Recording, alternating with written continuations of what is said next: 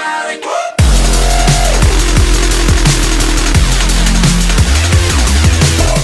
Hello everyone, my name is Yellow and this is my TNA iMPACT review for the 7th of February 2013. So TNA is back again in Manchester, England for another exciting wrestling show, and what better way to kick it off than with the friendly neighbourhood Aces and Eights. This time they all come out, which was quite a surprise, and even the main man in a mask comes out of the ring too. Honestly, I was hoping for him to talk, but sadly that didn't happen. Devon grabs the mic and talks about how he wants to introduce everyone to the newest members of Aces and Eights, Garrett Bischoff and Wes Briscoe. Only thing is, they aren't exactly new. I mean, Wes Briscoe's hair has obviously been a part of Aces and Eights from the start. But I digress. Briscoe takes the mic and starts to complain about Hulk Hogan and how it was his fault he was a part of Aces and Eights. Complain about how Hogan never returned any of his calls for 2 years, and then when he finally did, he had to work from the bottom up. Poor Wes Briscoe, needing to work for himself instead of smooching from his dad's name and fame in the wrestling business. I feel terrible for him. Anyway, he pretty much wanted respect from Hogan, and that was about it. It did manage to fill up about 5 minutes of airtime though, so yeah. Next on the show we had Kenny King, Zema Ion and RVD in a triple threat match for the X Division Championship.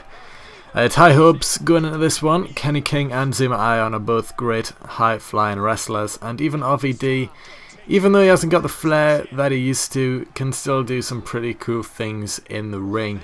There was a few cool moves throughout the match, and I was honestly expecting more 2-on-1 assault aimed towards RVD, but I was disappointed there.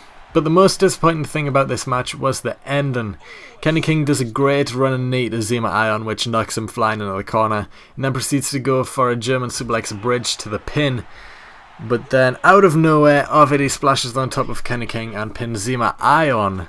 At this point, Zema Ion really should be able to kick out. As hurt as he may be from that knee strike, the match had only been happening for a couple of minutes. But RVD gets the win and remains the X Division champion. What a shock victory that was. Even the commentators try to make the win seem more impressive by saying that RVD hit the 5-star frog splash to the middle of the bridge, which in turn would make you believe that it would hurt both Kenny King and Zema Ion. Then they show a slow motion replay of the end of the match, and RVD does a simple splash, no frog involved, onto Kenny King, completely missing Zema Ion. But anyway, that was the first match of the show, so I wasn't expecting anything major to happen. Next up came a video package about the British boot camp winner Rockstar Spud. Although I never watched the British boot camp personally, just from the simple fact he had won the competition, especially with his size, made me feel like he could be a nice addition to the roster. So as they said that he would be appearing later on in the show, I was excited to get a first-hand look at the potato. After the video package had ended, Mr. Pecktacular Jesse began making his way down to the ring. He wasn't happy that Brute banned him from ringside from Tara's match, and he was being a whiny bitch about it.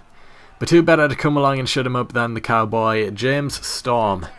Their little rivalry has been going on for a few weeks now, so it's suiting that they would have a match.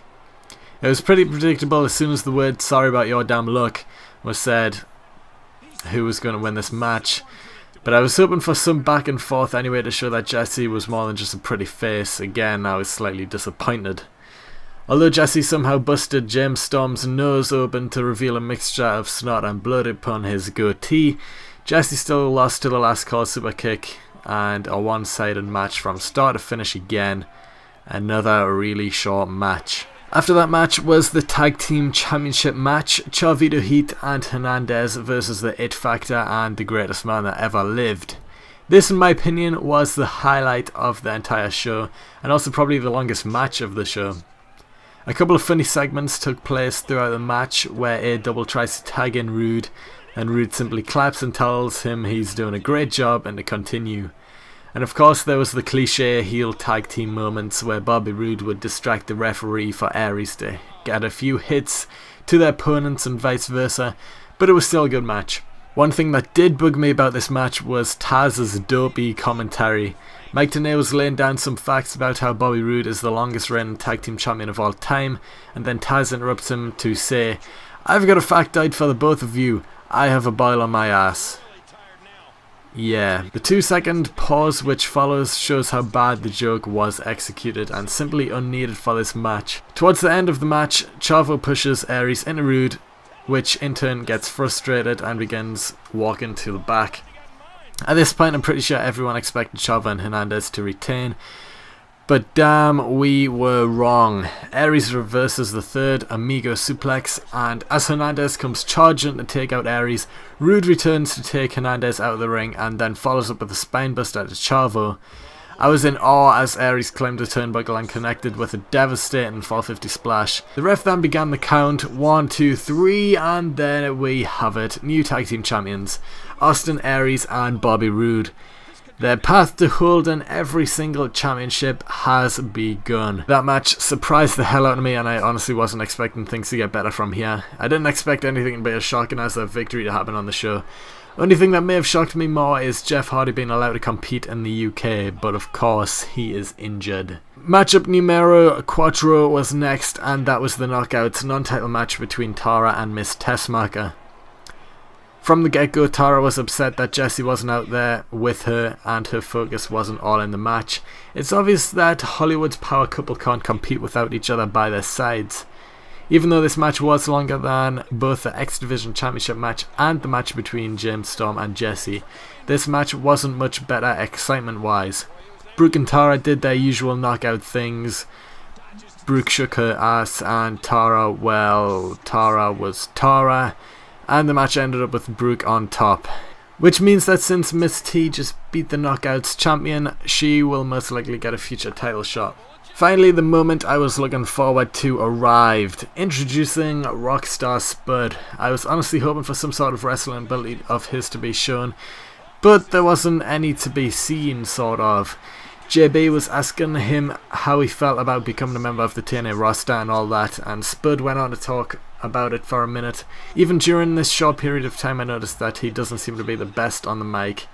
Then to make a good thing great, what do you need? Robbie E's music. Robbie E and Robbie T walked down to the ring to confront Rockstar Potato.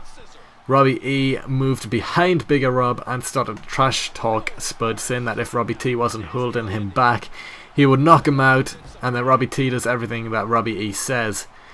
Bigger Rob got a bit fed up of this and dropped the infamous list that he carries around, and as he went to pick it up, Spud took this opportunity to smack Robbie E right on the face. Then after this, Robbie T begins to rock out with Rockstar Spud in the ring, whilst Robbie E looked on in confusion. It doesn't look like Rockstar Spud is going to be turned into mash anytime soon. To close the show, it was finally time for the main event, a tag team tables match. Devon and Doc versus Sting and Nice Guy Raymond, or as most people know him, Bully Ray. It was an interesting match, but Sting and Bully Ray dominated. At one point, even Mike Knox appeared for a brief moment, but was soon gone. Reminds me strangely of his time in WWE. Anyway, the match ends with Bully hulking up and then slamming Devon through the table for the win. The show then closes with Hulk and Brooke Hogan walking to the ring to celebrate, and then they all lived happily ever after. If you enjoyed this review, give it a thumbs up, subscribe if you aren't already, and other than that, I will see you next time.